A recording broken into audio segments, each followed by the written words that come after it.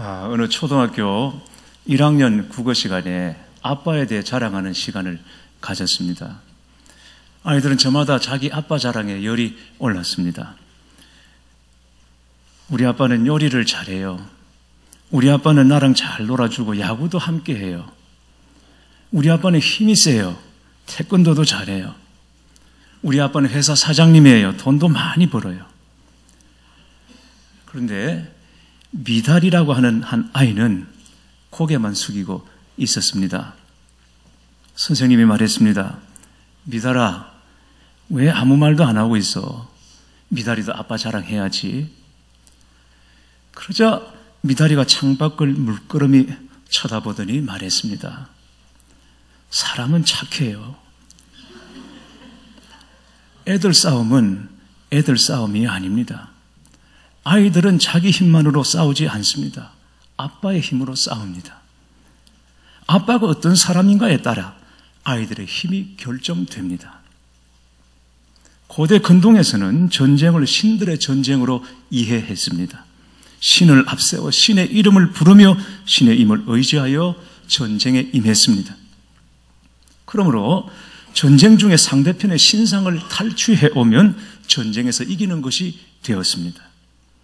이스라엘 백성은 블레셋 사람들을 이기기 위해 하나님의 언약궤를 전쟁터로 가지고 나갔다가 전쟁에 패하는 바람에 언약궤를 빼앗기고 말았습니다.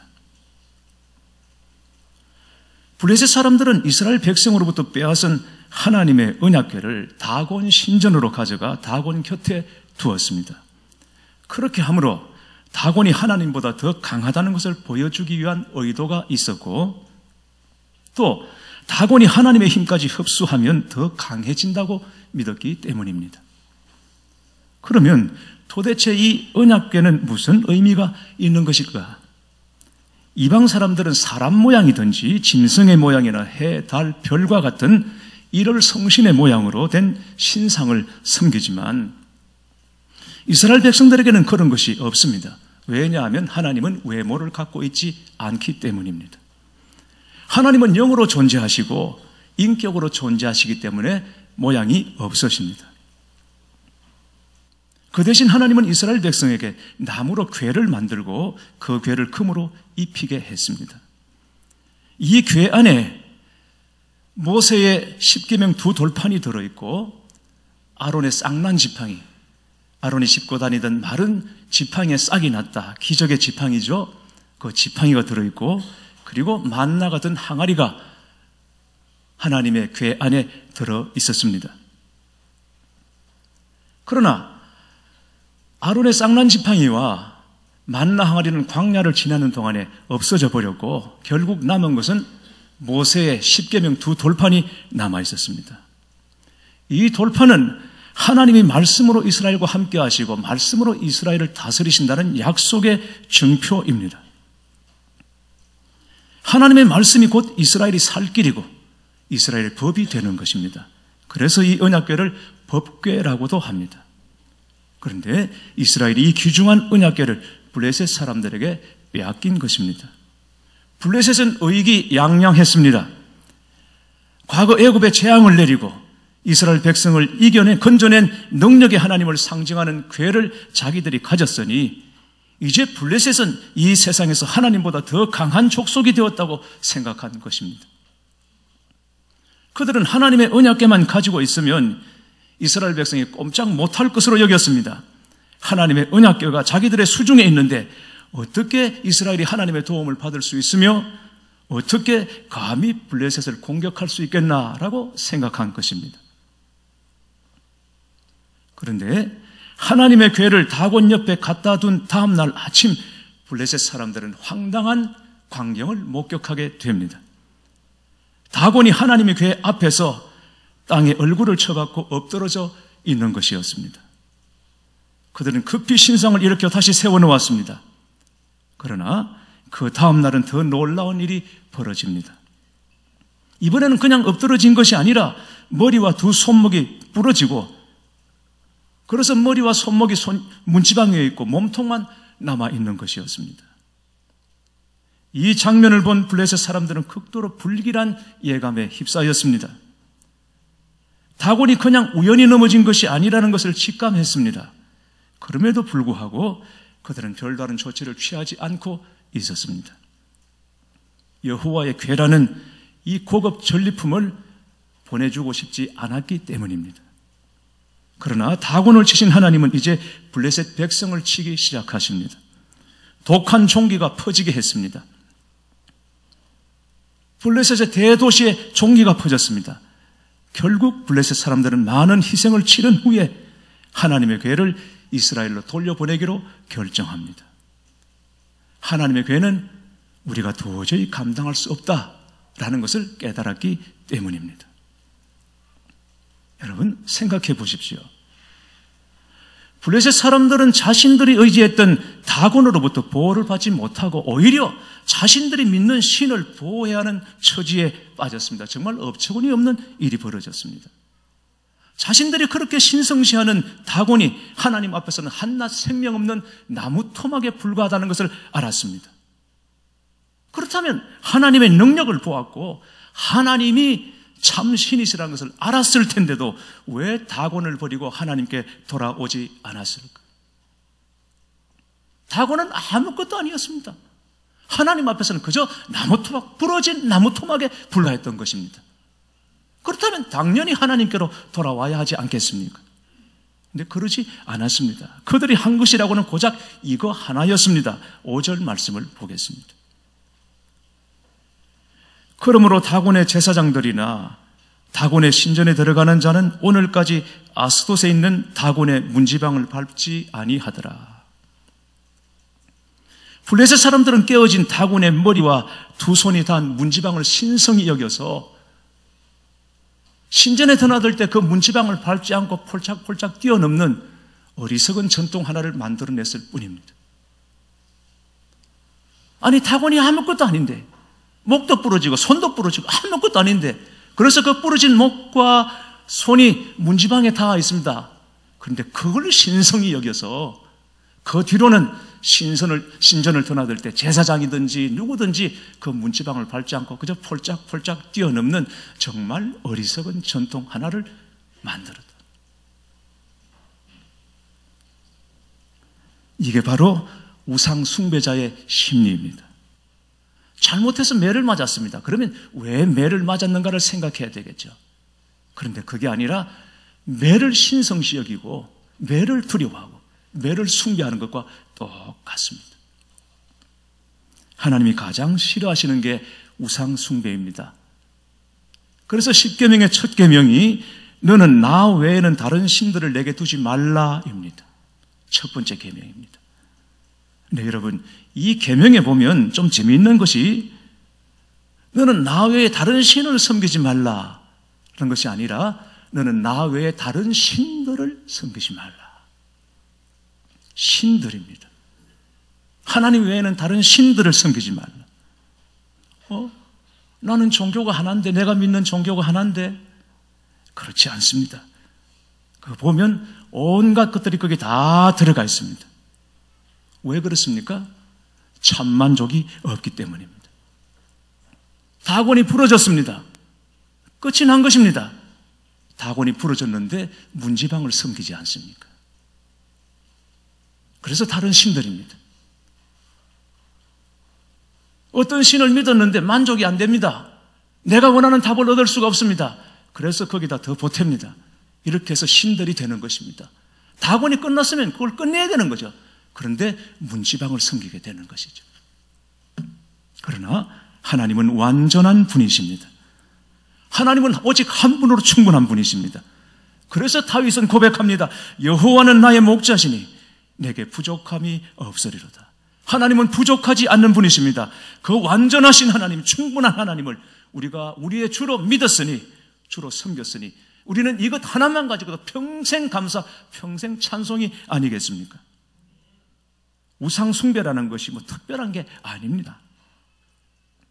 하나님이 가장 위대하신 것을 알면서도 하나님을 전적으로 의지하지 않고 신뢰하지 않는 것이 우상 숭배입니다.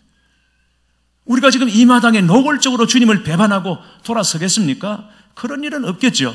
그런데 주님께서 완전하신 분이시고 그리고 충분한 분이신데 그런데도 불구하고 그 주님께 우리가 완전히 안기지 못하고 있다면 여러분, 그게 우상숭배나 다른 것이 없습니다. 우리가 어디 가서 절하고 비는 것만이 우상숭배가 아닙니다. 하나님이 충분한 분이고 완전한 분이시다. 우리가 입으로 고백하면 그 하나님께 우리를 완전히 맡기고 안겨야 합니다.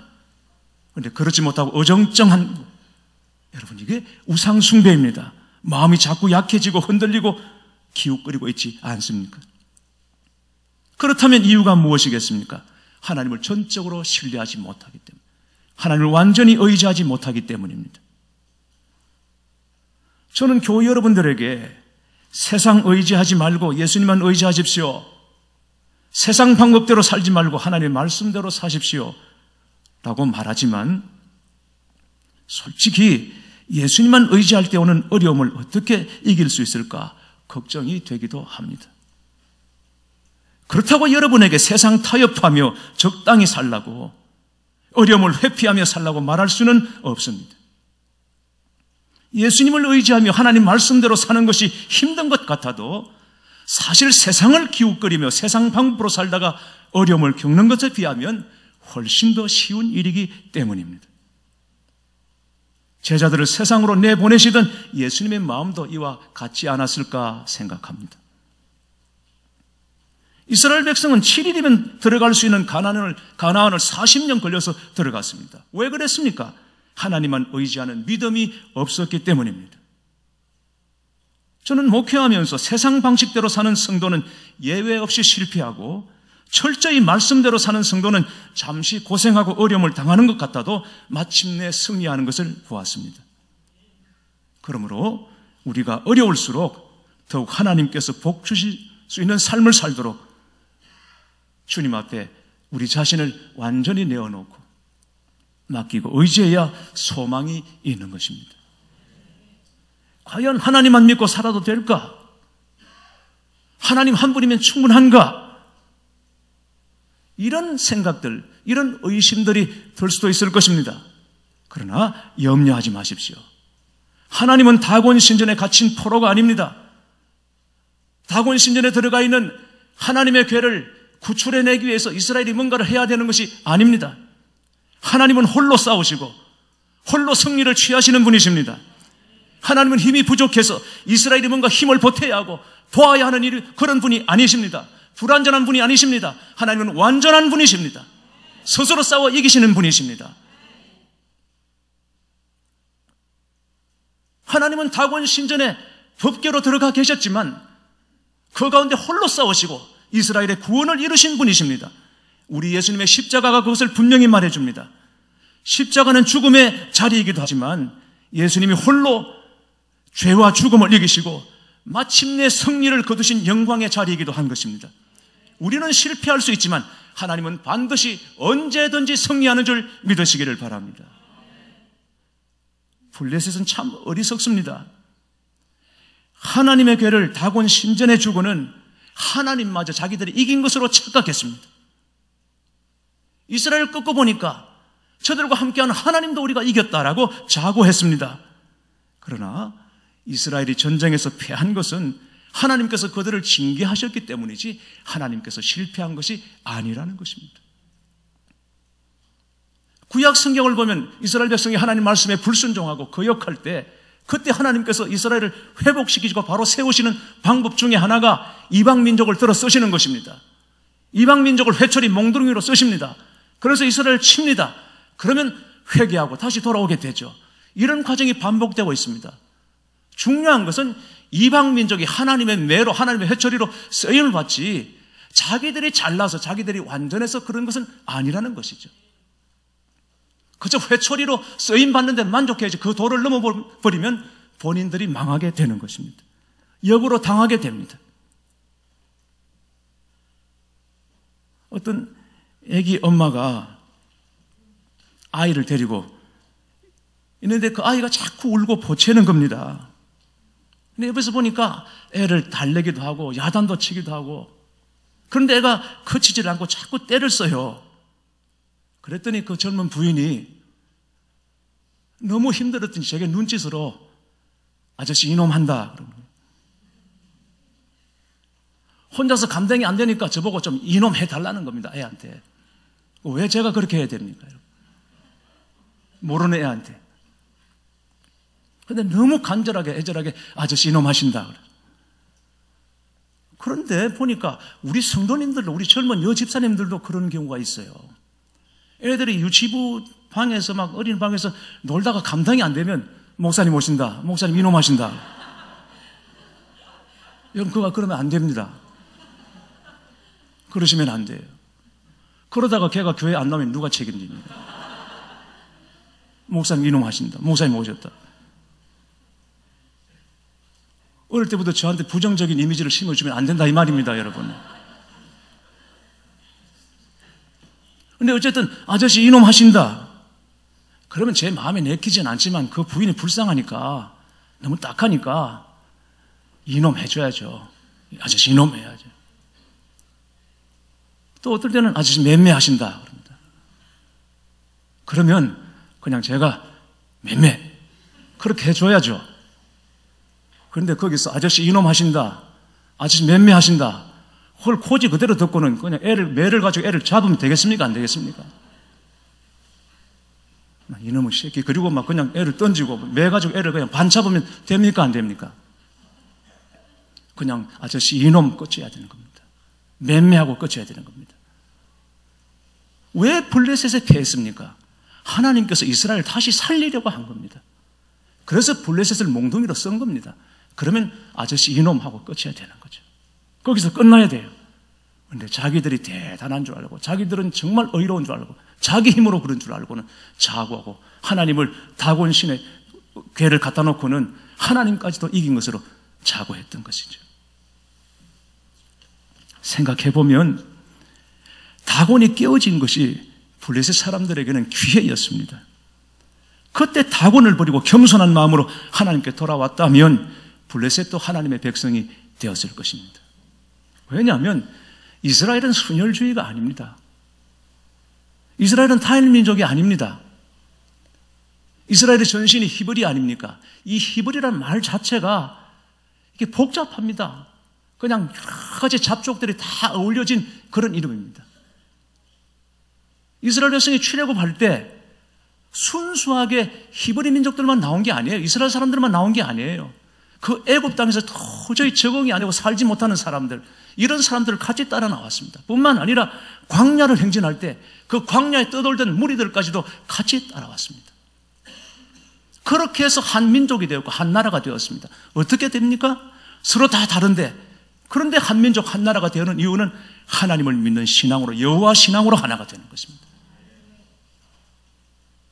그래서 블레셋도 다곤이 깨어졌을 때 끝장이구나, 이것 믿어서는 안 되겠구나, 그리고는 돌이켜 하나님께로 돌아왔다면 너희 하나님의 백성이 되었을 것입니다. 다말을 보십시오. 여러분, 룻을 보십시오. 이방 여인들입니다.